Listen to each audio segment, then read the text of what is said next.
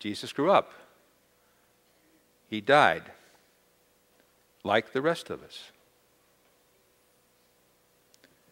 Secondly, unlike all the rest of us who must die, Jesus chose to die. He laid his life down. It wasn't taken from him. He said, I'm the good shepherd. The good shepherd lays down his life for the sheep. I am the good shepherd. I know my sheep, and my sheep know me, just as the Father knows me, and I know the Father, and I lay down my life for the sheep. A third time he says, the reason my Father loves me is that I lay down my life only to take it up again. He laid his life down for a reason. He gave his life. Now here's the mystery. We who must die can only be saved by one who doesn't have to die, but chooses to die for us. So every time we celebrate communion, someone will hold up the cup, and if they say all the words that apply to it, they'll say, this is the cup of the new covenant in Christ's blood, which is poured out for many for the forgiveness of sins. Take and drink it in his memory. Because he said, I am the vine, you are the branches. Apart from me, you can do nothing. Apart from me, you die. When he's praised in heaven in the book of Revelation, the saints will sing, you are worthy to open the scroll and to look at what's inside, because you were slain, and with your blood you purchased people. Blood purchased people for God from every tribe and language and people and nation. Jeffrey Ebert, not the film critic Jeffrey Ebert, tells an amazing story. He said, when I was 5 years old, before factory-installed seat belts and automobile airbags, my family was driving home at night on a 2-lane country road. I was sitting on my mother's lap when another car, driven by a drunk driver, swerved into our lane and hit us head-on. I don't have any memory of the collision. I do recall the fear and confusion I felt as I saw myself literally covered with blood from head to toe. Then I learned that the blood wasn't mine at all, but my mother's. In that split second, when 2 headlights glared into her eyes, she instinctively pulled me closer to her chest and curled her body around mine. It was her body that slammed against the dashboard, her head that shattered the windshield. She took the impact of the collision so I wouldn't have to. It took extensive surgery for my mother to recover from her injuries. Well, you get the point. In a similar way, but an infinitely more significant way, Jesus took the impact for our sin, which is death. The wages of sin is death. And his blood permanently covers our lives. We die. He didn't have to, but he did. And he rose from the dead, and I love this title, as the firstborn from the dead. That means a couple of things. That means preeminence, the firstborn in the Bible, but it also means the first of many others who will follow. And that's our hope. When Jesus appeared to John in the book of Revelation, read it, it's just a few more verses in the first chapter. John looked at him, and I'm sure it was something like what John might have seen when Jesus was transfigured, but it was even more vivid. He said, I fell down as though dead, and he laid his hand on me, and he said, do not be afraid. I am the first and the last. I am the living one. I was dead, and behold, I'm alive forever and ever, and I hold the keys to death and Hades.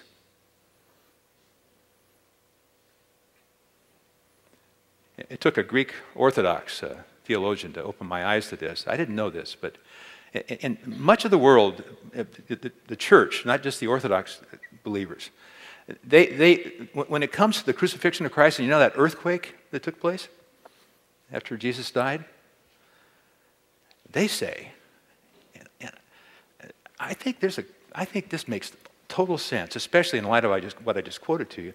They say that the earth shaking was the result of what Jesus was doing when he went down to the place of death. We know this. When he came back, he had the keys. He went down to death. He came back with the keys. You know what he was doing? And I'm going to put it in very common vernacular. When he went down to death, he kicked butt and took some names. And the earth shook. And now he holds the keys to death, the firstborn from the dead. Wow. So the new heaven and earth, the new Jerusalem, is going to be populated by people who follow this, the firstborn from the dead. And there are people who live and die differently than the others. Or at least they should. And in the time I have left, I want to talk about ways this can be demonstrated in your life. You know, Paul wrote to the Thessalonians, he said, brothers, I don't want you to grieve over those who die, at least as those who have no hope, because we know that Christ is risen, the firstborn, and we'll all rise with him one day. Well, what do we do when we die then? I mean, how do we deal with that? How do we acknowledge it? Well, I've written in red right here.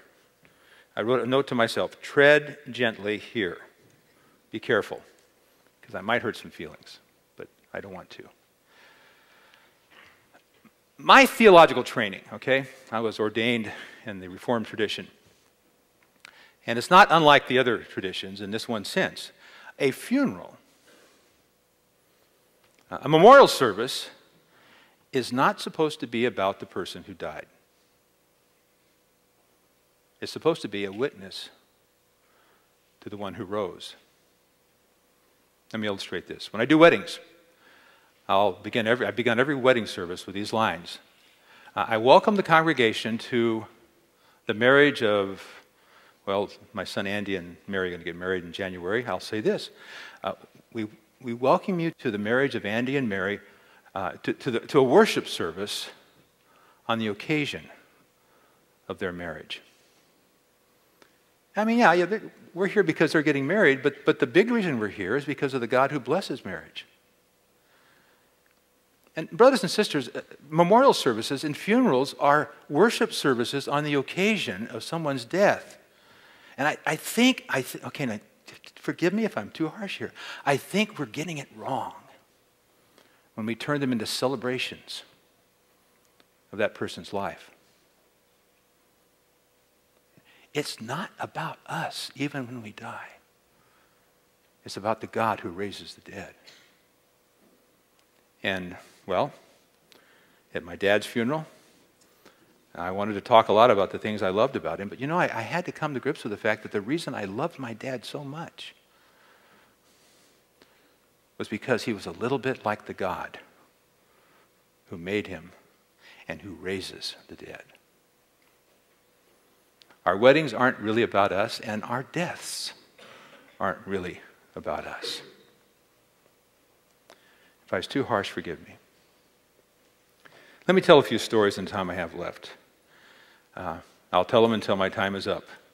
I'll start with a daring, brave, and funny story. I heard this from Juan Carlos Ortiz. I can't tell it as well as he did because he's a great storyteller. But he's an Argentinian evangelist. He was arrested for preaching the gospel in Argentina. And he was taken to jail, and he was told that he could not preach again. If he preached again, they would throw him back in jail. And he said, no problem. I'll just preach the gospel to the jailers and the other prisoners. And the magistrate said, well, we'll put you in solitary confinement. And Ortiz said, no problem. I'll commune with my Savior in prayer. Then we'll kill you. He said, no problem. I'll be raised from the dead. And he said, the magistrate said, what are we going to do with you? And he says, you've got a problem. That's one of the ways the firstborn from the dead affects us. I'll tell you a more common story. My friend Roger's dad died slowly, without fanfare, and frankly with little awareness. It was a long time before he even knew who he was and before he died. And he had been a harsh father.